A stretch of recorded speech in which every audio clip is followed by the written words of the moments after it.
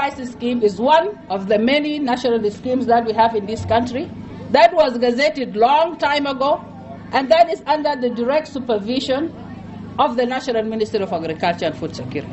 And we do that with collaboration because it is an irrigated scheme, the Ministry of Water Resources and Irrigation, and we do that in cooperation and support from the state authorities and the State Ministry of Agriculture. This is very important, Your Excellency. Why? Because we lost many assets in our rice scheme because of the continuous interference from the state.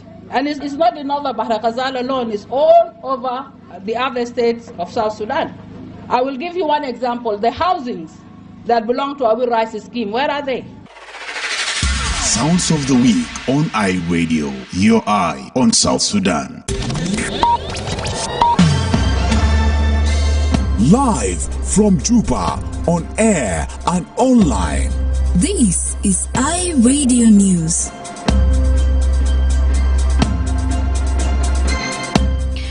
Hello, this is iRadio 1 o'clock news. First, here are the headlines.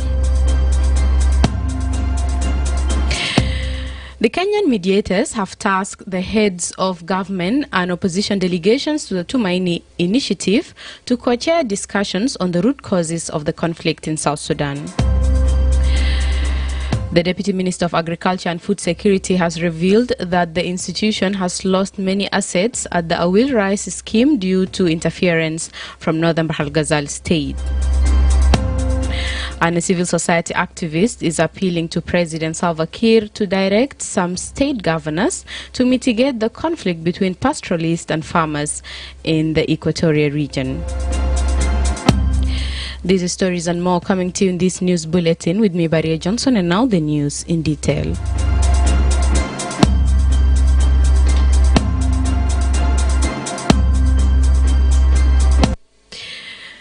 The Kenyan mediators have tasked the heads of government and opposition delegation to the Tumaini initiative to co-chair discussions on the root causes of the conflict in South Sudan. This followed what Ambassador Mohammed Ali Guyu said, a good, constructive, positive deliberation by the parties, government, opposition and the stakeholders on Thursday. According to Guyu, during yesterday's session, the opposition and stakeholders presented their views and analysis on the root causes of conflict in South Sudan. The parties will today reflect on the root causes of the conflict before meeting on Saturday. Ambassador Guyu said the peace process has seen a positive progress, showing the level of trust and confidence that is building between all the stakeholders. Guyu also commended the parties for exercising the spirit for exercising good spirit in the process. Guyu spoke to the media in Nairobi, Kenya yesterday.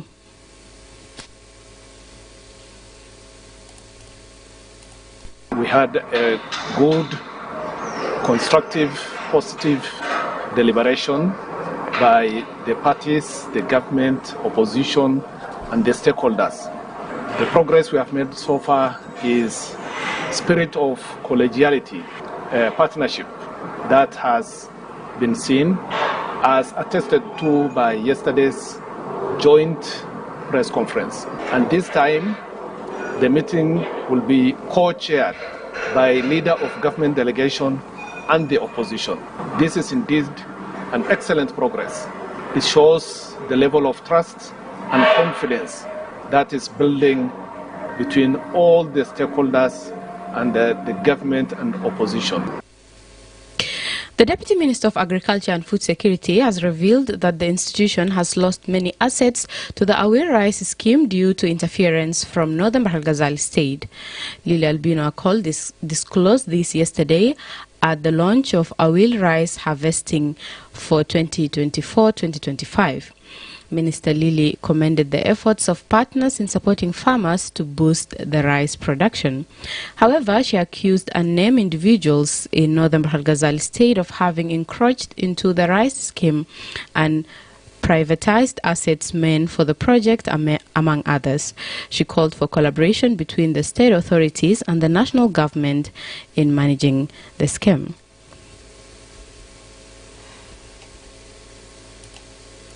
We we lost many assets in our rice scheme because of the continuous interference from the state. And it's not in Northern Bahr el Ghazal alone, it's all over the other states of South Sudan. I will give you one example. The housings that belong to our rice scheme, where are they? They are taken over. Our rice scheme was a whole corporation by itself. All the assets that we brought here, we talked about tractors. When His Excellency the President brought 1,000 tractors, our rice scheme was given 20 tractors alone. And Northern Bahr el Ghazal State was given 60 tractors. And last year when we came here to launch, I was surprised, and I think you were with us, Your Excellency, to see that our rice scheme was hiring tractors from private sector who brought the tractors, and it turned out they were our own tractors, the Belarus. Our rice scheme had bulldozers. Where are they? Graders. Where are they? The state takes them, they are hired out, they are left in the bush to burn. This is where our problem is. So these are issues we will talk about it differently.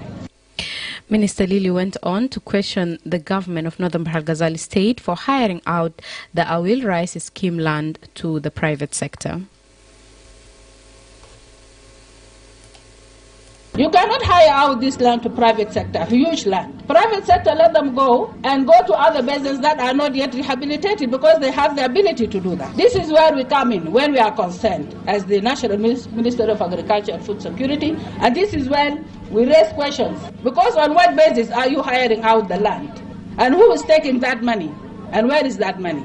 So now, as we are restructuring the rice scheme, these are the issues that we need to address and address clearly, so that assets are separated. What belongs to the rice scheme comes back to the rice scheme. Then we can talk now about the management of the rice scheme, whereby, yes, the rice scheme is within Northern Bahr el Ghazal State, and there's no way we are going to exclude the Minister of Agriculture and Food Security from being there in the management of the scheme. But we need to address these things and address them very seriously. This is a very big concern to us. The Awil rice scheme is a rice farm in South Sudan's Northern Bahr el Ghazal State. It was established in 1944 by the British colonial administration, but decades of conflict between then Northern and Southern Sudan disrupted the project. In 2023, the government launched the scheme to revamp the project with the aim to address the food insecurity in the country. A civil society activist is appealing to President Salva Kiir to direct some state governors to mitigate the conflict between pastoralists and farmers in the Equatorial region. Edmond Yakani, the executive director of Community Empowerment for Progress organization, accused some security leaders at the national government of undermining peace efforts for their personal interest. Edmond also appealed to the government to take a lead in mitigating and preventing the trend of frictions as well as possible return into violence. Yakani said this in a shared audio to iRadio.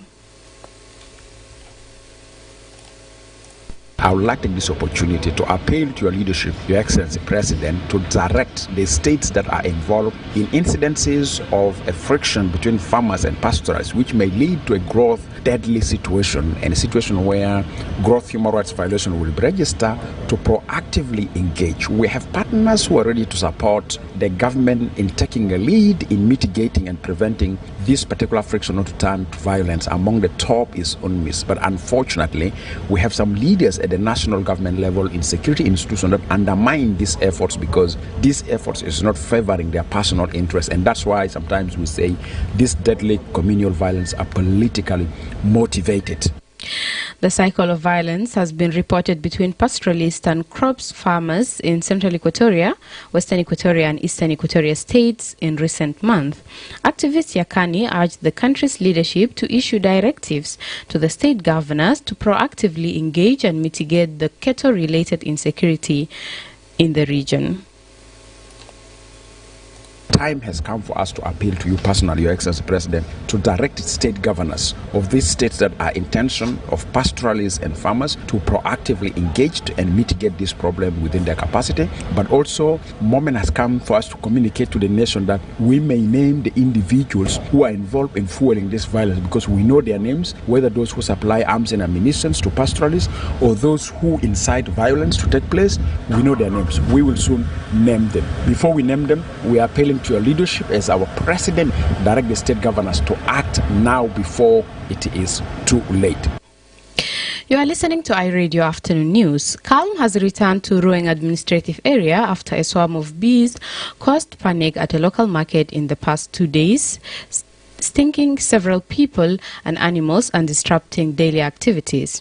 That's according to a local official. Simon Chol, who is the area information minister, stated that the bees suddenly appeared in large numbers, attacking residents and forcing many to seek shelter inside shops. Chol said the swarm, which is believed to have originated from a nearby mosque, eventually dispersed but returned in smaller numbers the following morning. He added that in response, the local government sought assistance from the Greater Pioneer Operating Company GPOC, which sprayed the area to control the bees.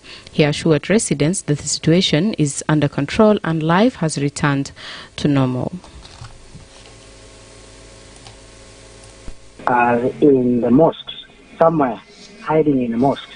So yesterday early in the morning, we do not know what happened yesterday exactly. So the whole bee thing started moving astray, biting everyone around in the market. So dispersing everyone else, including the animals.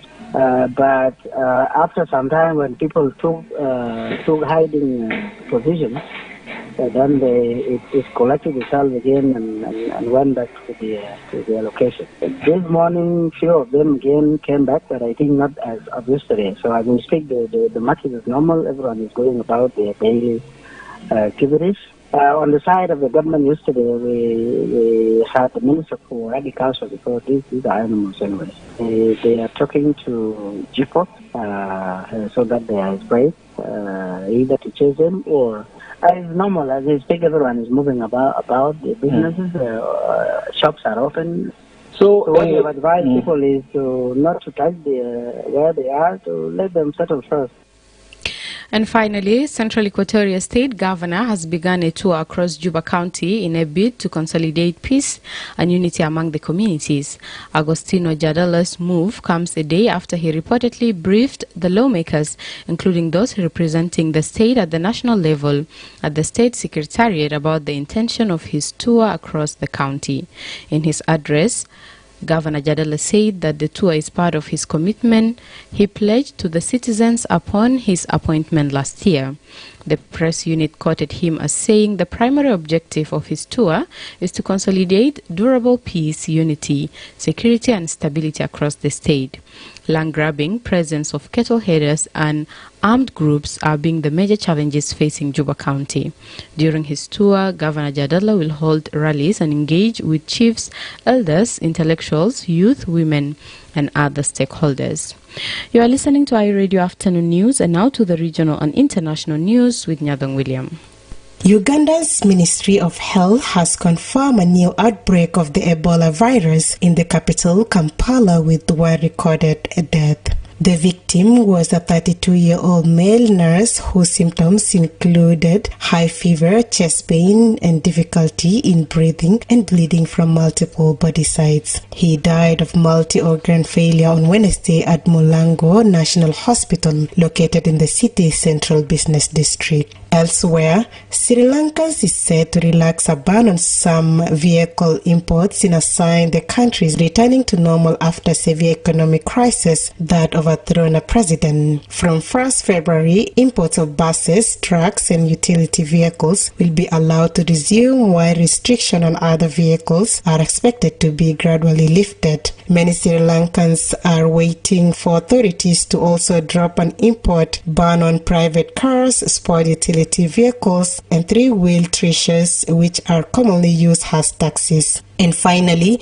investigators have recovered the flight data recorders, also known as black boxes, from an American Airlines jet which collided with a U.S. Army helicopter on Wednesday near Washington, D.C. The National Transportation Safety Board said it has a lot of information but needs some time to verify that, and preliminary report which will be issued in 30 days. Details about some of the 67 people who died in the crash are now beginning to emerge. That is all in the stories making headlines in the region and internationally. Now back to you, Baria Johnson.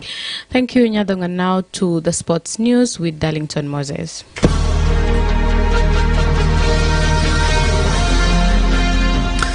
Welcome for Sport News today. I'm Darlington Moses and we're starting with the local stories. Deng Mo continues his stellar form by scoring his second hat-trick in the South Sudan Premier League, guiding Al Salam Awil to a crucial victory in the Northern Berel-Kasal derby against Wajuma Awil. His 3-goal performance propelled Al Salam to 6th place with 8 points after 7 rounds. With his latest achievement, Deng Mo has now climbed to 2nd place in the league's top scorers chart with 6 goals, trailing only Al-Marik Bantu's Mohamed Musa, who leads with 7. Mo scored his first hat-trick against Bantu City. In the second match, Bantu City lost to Holy Family 4-0, 2 goals in each half. Elsewhere, a spectator was killed after he was accidentally struck by a hammer thrown by an athlete at a high school indoor athletics event in the United States. The incident occurred on Sunday during the competitions at the University of Colorado Springs campus. A spokesperson for the university said a spectator was killed when a hammer thrown by a participant cleared certified barriers and struck him. The man who died, named by El Paso County Coroner's Office as Wade Longstone, 57, was the father of a competitor and reportedly died external while shielding his wife and son from the hammer, which can weigh up to 7.26 kilograms. And finally, Bronny James, son of Los Angeles Lakers legend LeBron, was cheered by the Washington Wizards crowd as he scored a career-high 5 points against their own side in the NBA. The home support was chanting the 20-year-old's name before he even entered the game for the 4th quarter at the Capital One Arena. As well as his 5 points, James also had 2 rebounds, 2 assists and a steal during his late cameo, with the crowd chanting most valuable player, as he rounded off the scoring with 2 late free throws. Father LeBron at 40 had left the game late in the 3rd quarter after scoring a game-high 24 points with 11 assists, helping the Lakers to a comfortable 134-96 win. These are roundups in the world of sport today, and back to you in the studio.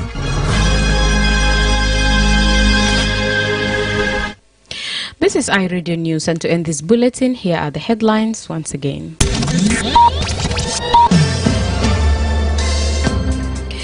The Kenyan mediators have tasked the heads of government and opposition delegations to the Tumaini initiative to co-chair discussions on the root causes of conflict in South Sudan.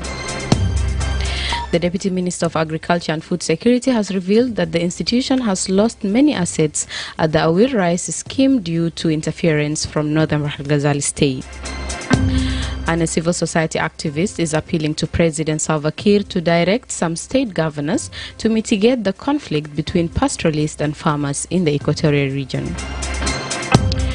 That's the end of iRadio Afternoon News. If there is a story or an event you would like iRadio to cover or report about, please send us a text message on +211 925 287870. It's also our WhatsApp number. Follow us on X at iRadio Juba, like our Facebook page, iRadio, subscribe to our YouTube channel at iRadio South Sudan. You can also visit our website and listen to us online at www.iradio.org. Stay tuned for the news in Arabic at 1/2 the hour. I am Baria Johnson. Thanks for listening.